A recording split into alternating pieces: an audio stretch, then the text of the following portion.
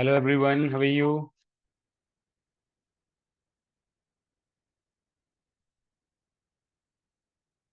Hello, can you hear me?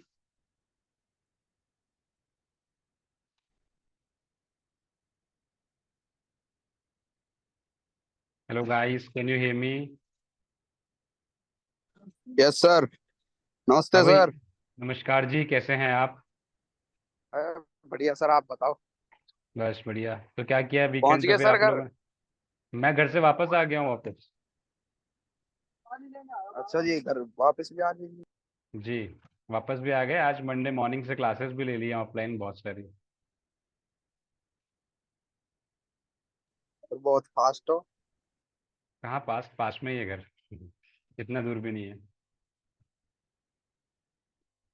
चलिए, कुछ practice वगैरह किया आपने वीकेंड पे? कोई डाउट है किसी का या हमें नेक्स्ट सेक्शन से कंटिन्यू करना है? सर वीकेंड पे घूमने चले गए थे। ओके। चलिए ठीक है। फिर हम नेक्स्ट टॉपिक से कंटिन्यू करते हैं। आपको कोई डाउट्स आएंगे तो आप फिर फ्यूचर में पूछना मुझसे। Let me share my screen.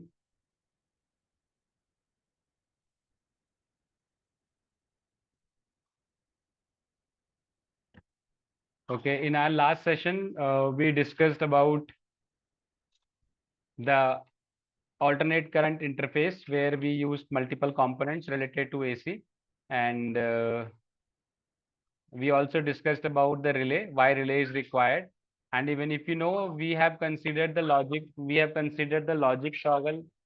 We have considered the logic toggle as the input of microcontroller. Whichever microcontroller we will be using, we considered the logic toggle as the input of that. And with that, we used one relay because alternate current is not possible to operate using the microcontroller. It provides only 5 volt of DC. And if we use the relay, then we can control the 220 volt operating components as well. So we used relay, and when we tried to use the relay of 5 volt and 12 volt as well, because logic toggle provides the 5 volt and we can control the relay of 5 volt using that. But if we have to control the relay of 12 volt using that, we used one IC which is called L293D IC. So now we will be doing the same thing with relay, but this time we will try to use one other IC, not the L293D. Okay. If you remember, in L293D IC, we have total 16 pins where 4 pins are dedicated to input 1, input 2, input 3, and input 4.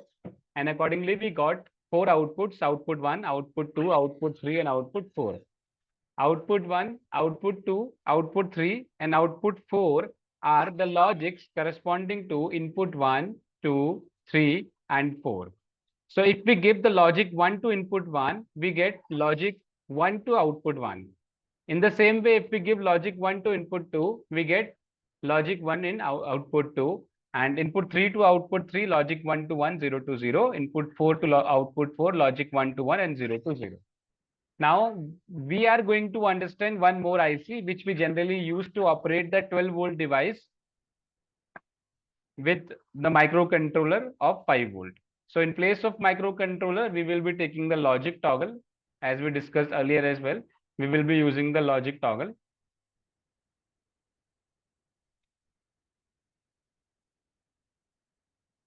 And I'm using alternator. This one is going to be the last simulation circuit for us, and after this we have to start programming, right? So alternator, AC voltage source, and then lamp. Lamp is called your LED bulb or CFL or tube, whatever you are using at your house, which operates generally at 220 volt of AC. And after this lamp, we are going to take one other component. Yeah, I guess the network was disturbed in between. Okay, no problem. I'll share my screen again. Yeah, so I was giving you the example of lamp. We will be using one lamp which generally operates at 220 volt of AC. And this lamp we have in might be in the form of CFL or LED bulb or tube, which we generally have at our house, right? So we will try to control that lamp which operates at 220 volt of AC using the logic toggle which provides us DC voltage. You remember we have to use relay as well. The same circuit we are going to create, which we created in last session, right? So I used one relay here, and other than this relay, because the relay is, suppose if relay is of 5 volt, we can operate it using logic toggle. But if the relay is not of 5 volt and it operates at 12 volt, then we need to use either L29 3D IC, which we used in the last session, or otherwise the second option is also available with us, which we are now going to use. Okay. So first let me create one circuit to recall what concepts we done in the last session with 5 volt relay. Then I'll include another IC for 12 volt relay. So I'm taking lamp and alternator. We need to mention the operating voltage of this lamp to 220 volt of AC, 220. And this is alternator. So let's change the amplitude of this alternator to 220 volt. And then let's take a relay as a switch, and let's take a logic toggle. So let's connect this logic toggle to the relay. Let's connect the ground here, and let's connect the lamp to relay, and this relay to alternator. This relay to alternator. Now we are changing this relay to just 5 volt, and let's see what happens. So if we switch that logic toggle to 1, we can see the relay is triggering, and if the relay is triggering, accordingly we can see the lamp is working absolutely fine. Now I'll try to change the operating voltage of relay to 12 volt. Earlier it was 5 volt, now I'm changing it to 12 volt, right? And as soon as we change it to 12 volt, it won't be possible to control this using logic toggle, because logic toggle is now providing only 5 volt and relay requires 12 volt of DC. So if you remember in last session, we used L29 3D. So let's include L29 3D here. Now let's connect this logic toggle to input 1, and accordingly output 1 we have to connect to relay. To energize this IC, let's connect the power to pin number 16. Let's connect external supply voltage for relay with pin number 8, and let's make it 12 volt. And then to enable the left side of your IC, let's connect enable 1 pin with the 5 volt. And to complete the path, let's connect the ground here. You can connect the ground here in this way also, or otherwise you already have a ground here, so you can connect this ground directly to that one also. You need to just sort it. Now if we click play, we have to just give the logic 1 from the logic toggle, and it is 12 volt relay. It must trigger, but it's not triggering right now. Let's see what mistake we did here in this circuit. Can anyone identify what mistake we did here?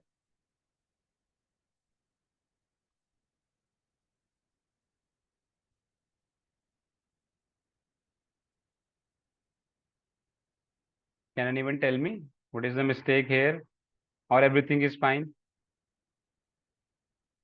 See, earlier the wire was not connected properly. The logic was not traveling to the pin of relay, and now it's working absolutely fine. And if we give the logic 1, the relay is triggering. This we did in the last session as well. Now, what was the new part for the day? I'm deleting this IC, okay? And now we are going to use another IC, which is called ULN 2003. ULN 2003 is basically called relay driver IC, and L293D is basically called motor driver IC. So till now we used motor driver IC, correct? Now we will try to use relay driver IC. So the difference between L293D and ULN we will understand once we understood about this IC as well. So let's use this IC, and I'm skipping the part of this one for now. We will connect this IC with that circuit later. First, let's see what is exactly happening here if we give the logic to ULN IC. So let me zoom in the circuit. Only this we have to focus for now. We know that red logic indicates 1. How we know? See, this blue color is 0 logic because it's 0 here, and now it is 1 logic as it's red here, and this is gray color. Gray color indicate null logic. So we have total three colors: red, blue, and gray. Red indicates 1, blue indicates 0, and gray indicates null logic. So if we connect, if we connect this 0 logic to pin number 1, corresponding to this pin number 1, we will get the output at pin number 16. So that means 1B to 1C, 2B to 2C, and in the same way 7B to 7C. So if we compare this IC with L293D, here we have total 7 input pins, and corresponding to that we have 7 output pins. Whereas in L293D IC, we have only 4 input pins and 4 output pins. Now let's play this. So if we compare L29 IC according to the logic, if we give the logic 1 to input 1 pin, we get the logic 1 at output 1. But here, if we give the logic 1 to 1B pin, we are getting 0 logic at 1C. So if we give 1, it makes it 0 as output. But if we make it 0, it's not going to make it 1 at output. So what I want to say, it will give you 1, logic 1 to 0, and logic 0 to null. It's not like 1 to 0 and 0 to 1. It's not IC for NOT gate. It's simply giving you 1 to 0 and 0 to null. That means if you are not giving any logic, output side is not going to receive any logic, neither 1 nor 0. It's null. Null means nothing is there. So all the pins are all the pins will work in the same way. Even if you connect 2B, if you connect 3B, if you connect 4B, you can see all the pins will work in the same way. You give logic 1 and you get output logic 0. No, sorry, not, yeah, logic 0. And if you give logic 0, you get output logic null. So let's see. Right now it's logic 0 and output side it is logic null. And now it is logic 1 and the output side is logic 0. That's it. So now let's compare more things with L293D IC. So if we connect L293D with a motor, we can connect two motors with L293D IC because we have total 4 pins there. Also, we can control the direction of the motor using L293D IC, whereas if we use this ULN, we cannot control the direction of the motor. Now, why is so? Because if we have suppose a motor, so to move this motor in clockwise direction, this pin must get logic 1. So I'm connecting it pin number 16 suppose.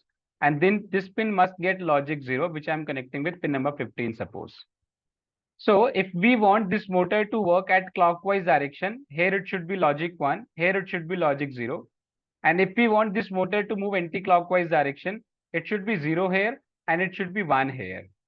But now the point is, as we discussed, pin number 1C to pin number 7C are output pins. And whatever logic we give here on the input side, whatever logic we give, either 1 or 0, output side we will not get logic 0. We will not get logic 0. Because if, sorry, we will not get logic 1. Because when we give one logic from input side, it's making it 0 at output side. And when we make it 0, it's making null at output side. That means we are not getting logic 1. So it wouldn't be possible for us to connect the motor directly to pins of 1C, 2C, 3C, 4C, 5C, 6C, 7C. That means pins of ULN output side. I hope you got it, what I said. Do you have any questions in this? Then I'll continue with the same. Because I understand this IC is quite confusing. So if you still have any questions, you can ask me right now. No questions. Okay. So what I said, we are giving logic 1, but output side, we are getting logic 0, opposite. But if we're giving logic 0, it's not giving us logic 1. So here it is null. That means we will never get logic 1 on the output side of this IC. So we need to give it manually. How? We have a common pin here, which we need to connect with 12 volt. So I'm connecting this with plus 12 volt. Like in L293D IC, we connected the pin with 12 volt. In the same way, I'm connecting this pin with 12 volt. And I am also connecting the positive pin of your motor to the 12 volt and negative pin of the motor to pin number 16. If we connect negative pin of this motor directly to ground, there is no role of this IC because this motor is directly getting one logic from 12 volt source and zero logic from ground source. So it will work in clockwise direction. But we have to establish the role of microcontroller here, the logic toggle here. That is why we are using ULN IC. So we don't have to connect the ground directly. We have to connect it with pin number 16 because we cannot control the logic 1 as we are not getting any logic 1 on the output side, but we are getting zero logic. So let's control this motor using the zero. Now, if I play, it's zero here. At 1C, it's null here. Motor's positive pin is getting one logic from 12 volt source, but negative pin is getting the null logic. That is why it's not rotating in any direction. Now, if I give the logic 1 here, it's giving logic 0 at 1C and accordingly logic 0 at negative pin of your motor. That means the motor is working in clockwise direction. Now suppose if you want to rotate this motor in anti-clockwise direction, you need to change the polarity. As I said, you cannot control the direction of your motor with ULN IC. You can control that using L293D because there we can give logic 1 and logic 0 both. So at one pin we give 1, at other pin we give 0, and the output motor direction is clockwise. And if we give logic 0 to positive pin of motor and logic 1 to negative pin of motor, we get reverse logic. That means anti-clockwise direction. But here we need to change the wiring only. There is no other way if we use ULN IC. So this is the biggest difference between ULN and L293D. That is why L293D is called motor driver and ULN is not called the motor driver IC. So in this way, if we connect, this was the disadvantage of ULN as compared to L293D, but we have advantage as well. If we connect, not if we connect, we can connect total 7 motors with ULN IC. Whereas if we want to rotate the motor in one direction only, we can connect only 4 motors in case of L293D. 4 motors L293D with single direction, 2 motors with L293D both directions. ULN both direction feature is not available, but one direction we can control 7 motors. So this is the advantage of ULN as compared to L293D. Now generally we use this IC for relay driver. So now let's connect the relay here. We already have a circuit for that. So let's minimize this. Let's move the whole part here. We not need this power source, which is extra here. Let's zoom in. So we have each and everything with us, the alternator, the lamp, the relay, and this pin number 1, B to 1C. I'm giving the 12 volt source directly to the relay. But we have to establish the connection of microcontroller and ULN IC as well. So we are not giving the ground directly to this time. So this we have to provide using pin number 16, pin number 1C, which we get according to pin number 1B. So let's play this.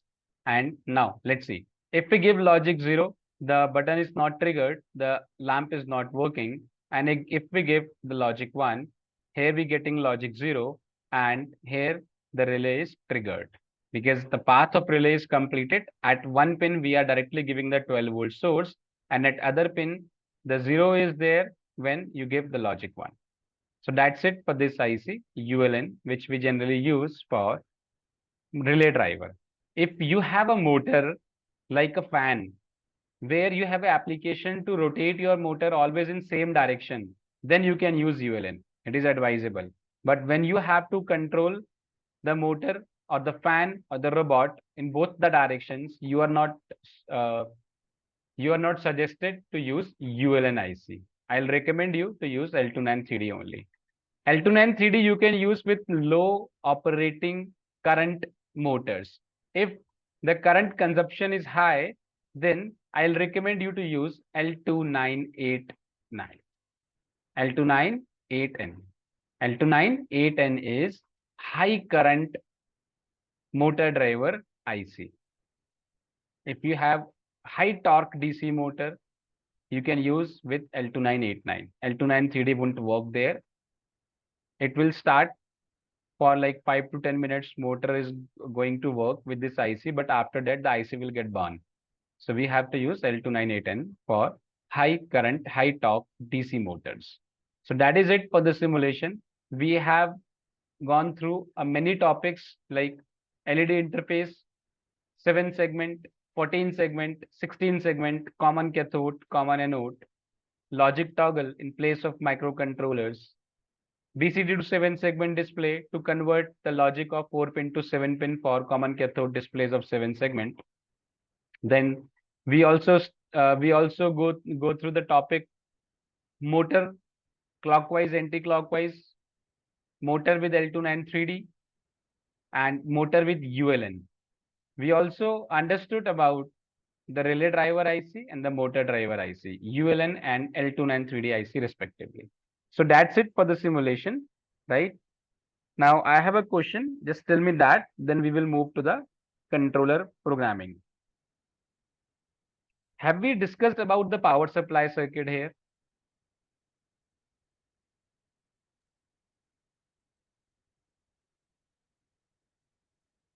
Are you guys there?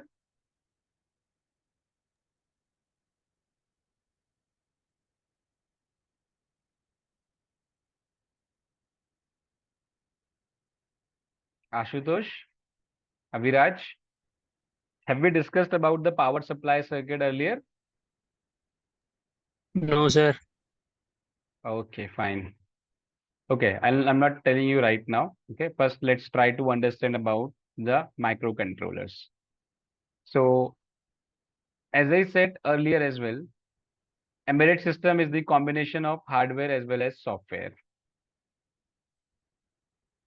Is the combination of hardware as well as software. So if we discuss about hardware, then hardware mean microcontroller. And whenever we discuss about the microcontroller, we have another term that is microprocessor. It is very clear with the name microprocessor we use to process, and microcontrollers we use to control the robots, the motors, the loads, the machines, or any task. So in case of microprocessors, all the peripherals are connected externally. The best example to understand microprocessors are PC, desktop, laptop, where the monitor, RAM, ROM, hard drive, motherboard, keyboard, mouse, power supply, each and everything is required to connect with it externally. Whereas in microcontroller, it is a IC where we have all these input output ports, memory, and other external peripheral pins inbuilt in small circuit called IC. So if we compare the size of both processors and controllers, the processors are bigger than controllers because in processor, all the peripherals are connected externally, whereas in controllers, all the peripherals are inbuilt or all the peripherals are embedded. That is why in embedded systems, we only discuss about microcontrollers, not the microprocessors. The second thing, in the microprocessor, we can do multiple tasks at a time. Like in a laptop, right now, I'm sharing my screen with you guys. I'm connected with you over voice call. I'm connected with you over video call. And whatever I'm doing on my screen, you can see that easily. Other than that, on the background, you can see the Google Chrome browser is open, the text document is open, and the Proteus software is also working. And it might be possible with you guys that sometimes you are listening to song at the same time, you are downloading and copying and pasting the data. At the same time, you are installing the software. That means with your microprocessors, with your PCs, with your laptops, you can do multiple tasks at a time. Whereas with microcontrollers, we can only solve one dedicated application at a time. One dedicated application at a time. Second thing, in microprocessors, the memory size is higher than microcontrollers. Why? Because in microprocessors, we have to perform multiple operations at a time. That is why it needs high speed, high memory, high frequency. All 3 points I told you together. It has to perform multiple tasks at a time. That is why it needs high speed, high memory, high frequency. Whereas microcontrollers are designed to solve one dedicated application at a time. All the home appliances which we have at our house and which we use on daily basis are the best suitable examples to understand or to relate with microcontrollers, like your washing machine, refrigerator, induction, which is basically assigned to solve one dedicated application at a time. Like in the case of washing machine, it has to only wash the clothes. In oven or in induction, it has to only process or cook the food, not anything else.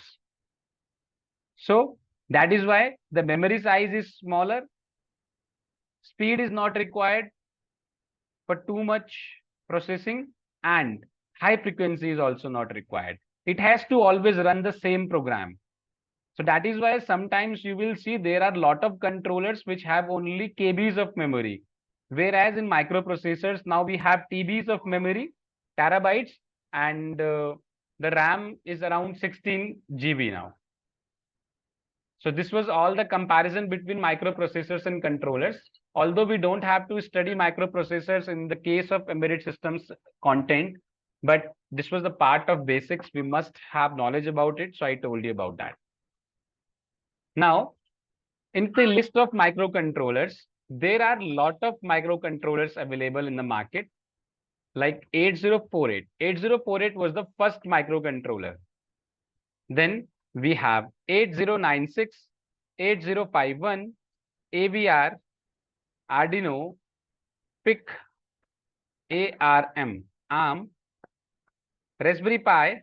Raspberry Pi is a special category. We can count this in list of processors as well. And Onion. So we have multiple controllers and multiple processors as well. If we talk about processors, you already gone through in your first year. We have 4004, 8008. Then we have 8085, 80186, 286, 386, 486, RISC, Pentium, Itanium. But here in the list of microcontrollers, in our content, we will cover these two microcontrollers, AVR and Arduino. Why Arduino? Because Arduino have the AVR controller inbuilt in itself. That is why we must have the knowledge about AVR as well. Now let's discuss about AVR. AVR is called Advanced Virtual RISC.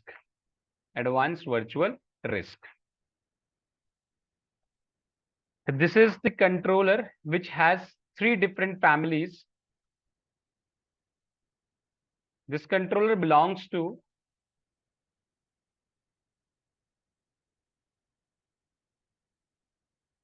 Atmel Corporation, and the name of this controller earlier was Alf Egil Vogan.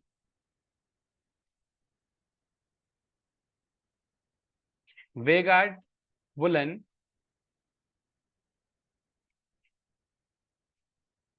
reduced instructions set computation. This was the early name of this controller. It was designed in 1960, sorry, 1992. And who designed this? Alf Egilvogen, name of one person, Vegard Woolen, the name of other person. And this was the technology which they used. This was the processor which they used in this microcontroller. So they named it with their names only, Alf WR, Alf Egil Vogan Vegard Woolen reduced instruction set computation. This is also called RISC. Reduced instruction set computation is also called RISC, which has ALU inbuilt. ALU mean arithmetic logical unit. That means this AVR is capable to understand arithmetic operations like addition, subtraction, multiplication, and division. Whereas, if we talk about the 8051, which was basically based on CISC and CISC is called complex instruction set computation, which does not have ALU. ALU missing here. So this controller was not capable to understand your all arithmetic operations like addition, subtraction, multiplication, division. So Alf Egil-Bogen and Vegard-Bullen updated this controller and designed a new one, which is called AVR. So when they did this, they were the student of BTech second year only. In 1992, they designed their own controller, and 8051 was related to Atmel Corporation. So later, Atmel Corporation hired both of them, and they worked at Atmel Corporation with the team of Atmel till 1996.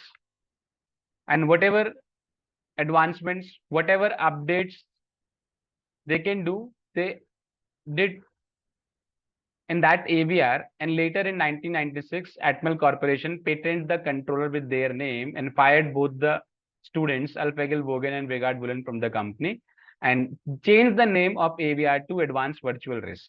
And they first launched the controller for commercial application, which is named as ATS 1200. So ATS 1200 was the very first commercial application microcontroller launched by Atmel Corporation in AVR. Now, as I said, it has three different families. The one is tiny family, the other one is mega family, and the third one is X mega family. So tiny family basically belongs to smart toys calculators. It has only 6 to 28 pins. Whereas if we talk about mega pins, it has 28 to 44 pins, which basically used for the purpose of robotics. So the first family has application in smart toys, calculators. The mega family has application in robotics, and then we have tiny family, X mega family, which has 44 to 100 pins, which is generally used for industrial application where we may need to connect multiple external peripherals. So we can connect with these pins. So the Arduino, which we are going to understand later after few classes, there we have AVR controller belong to mega family. There we have at mega 328P. Okay. But now we are going to start with at mega 16, the basic controller, which has around 40 pins.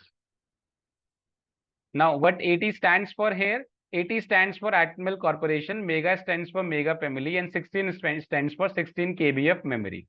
16 KB of memory. Now, if we want,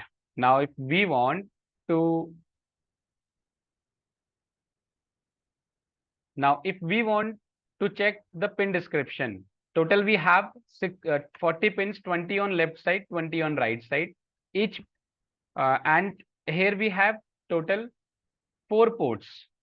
Port A, port B, port C, and port D, and each port has 8 pins. That means 8 cross 4 equals to 32 bidirectional pins.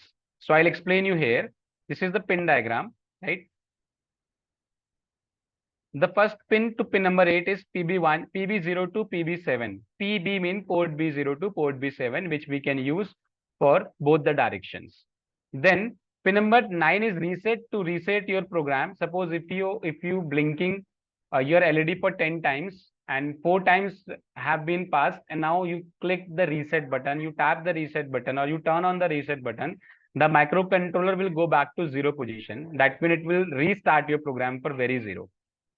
Then VCC is the operating voltage, and ground obviously the part of supply only. So the operating voltage of this controller is 5 volt of DC.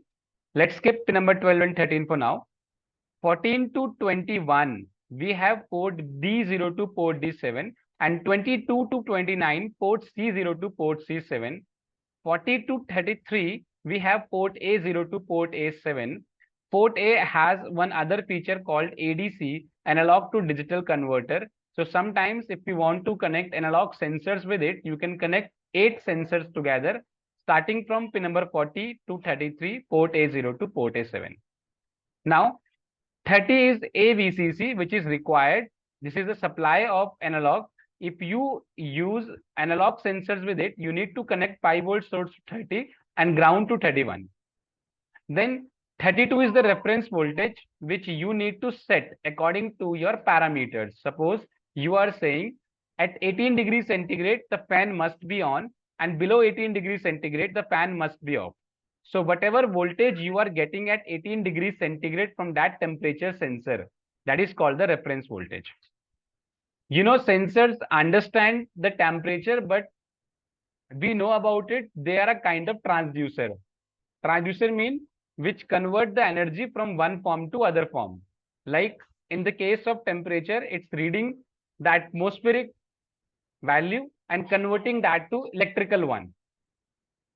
So at 18 degrees centigrade, whatever electric voltage we are getting, we call it reference voltage. Now last two pins, XTAL2 and XTAL1. XTAL2 is called external crystal oscillator, and XTAL1 is also called external crystal oscillator.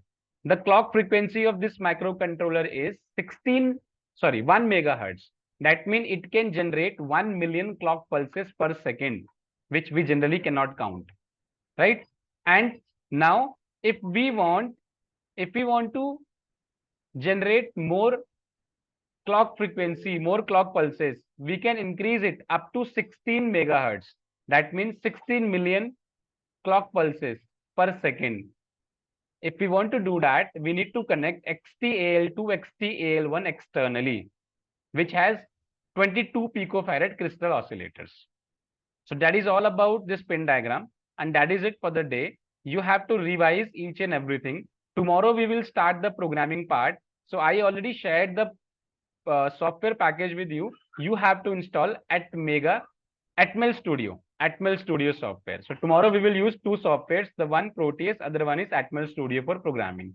Embedded C we will use, so recall the concepts of C if you know, otherwise let's skip it, we will continue in the class. Okay guys, then see you tomorrow if you don't have any doubts. Thank you so much, good night, bye-bye.